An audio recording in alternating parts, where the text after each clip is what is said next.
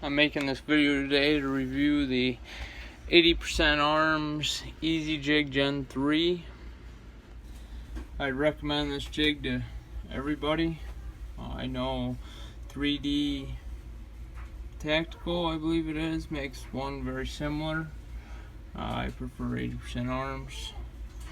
They're great people and have good prices and in-stock items. It's hard to find anymore. So this jig can do AR-15, AR-9, and AR-10s. I've done all of them on it, and it works great. It's the best jig I've came across. You can see it looks great. This is a lower I just finished, and you can't tell you did it with a router. It turns out good every time. I haven't had a hole off. I haven't had an issue with it. I love this jig.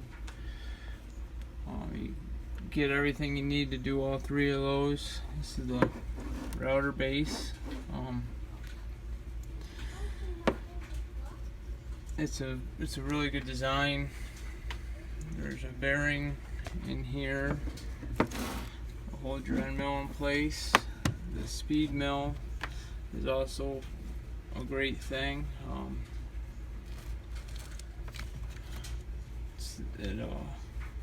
I have no chatter with my end mill. It's solid and sturdy. So one problem I did have with it is the AR-10 or LR308 pin that goes in right here is too big. Now, I did not contact 80% Arms to make this right. I just made one out of brass. It works fine. I don't do a lot of 308s, so not a big deal. I'm sure that 80% Arms would have made it right. I'm sure it's just out of spec a little bit. Other than that, I don't have a complaint about it. It's, like I said, the best jig I've ever used.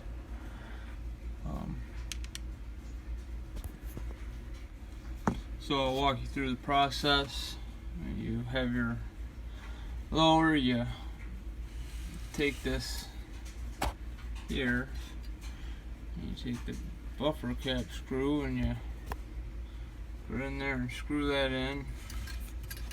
Take it up here and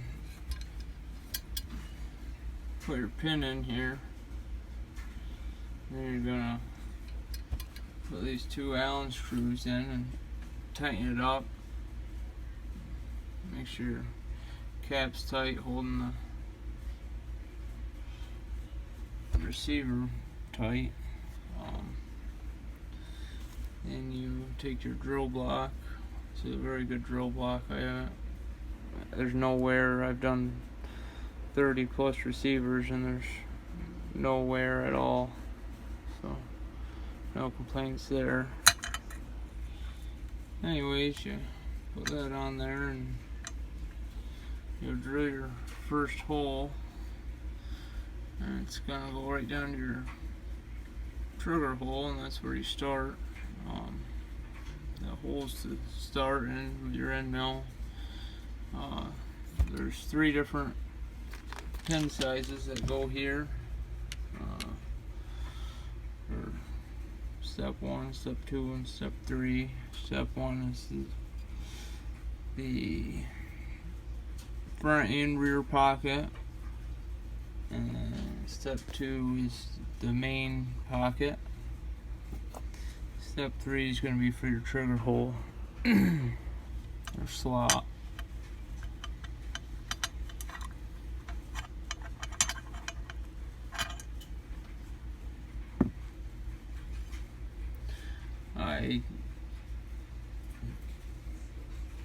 They recommend taking marks width at a time. I take half because I prefer to go slow and it comes out nicer. I do use Lennox lube cutting fluid as I'm doing it. Makes for a little bit nicer finish. But, it really does a good job. A lot of times you can't, it looks like it's done in a CNC, you can't tell the difference. So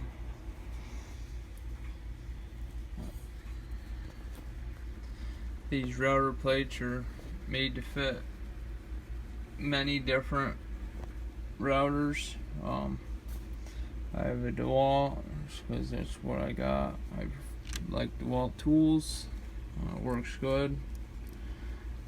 I would recommend DeWalt. There's lots of them out there. So take this off here.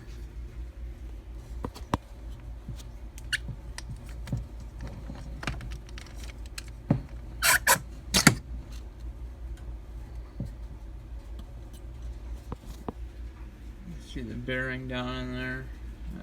Your speed mill will ride on. Holds it in place. Now, the speed mill is something else. It works great to get this end mill out. I was worried it was going to be a hassle, but it you put a little heat to it with a little torch and it pops right out. You pull it out with a pair of pliers or however you want to do it. Just keep it hot and put your new end mill in and it works great.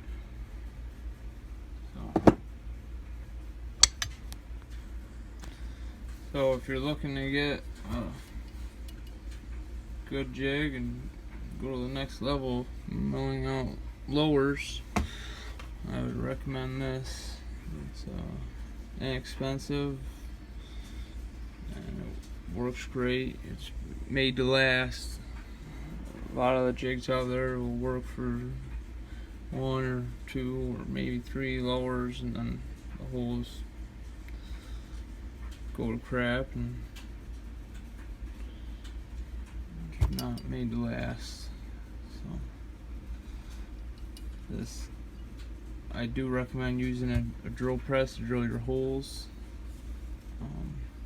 Make sure they're centered. But it's a great jig. Works good for anybody that enjoys milling out lowers like I do. So just showing you what it looks like. You clamp it in your vise here to mill it out. They give you a bubble level. To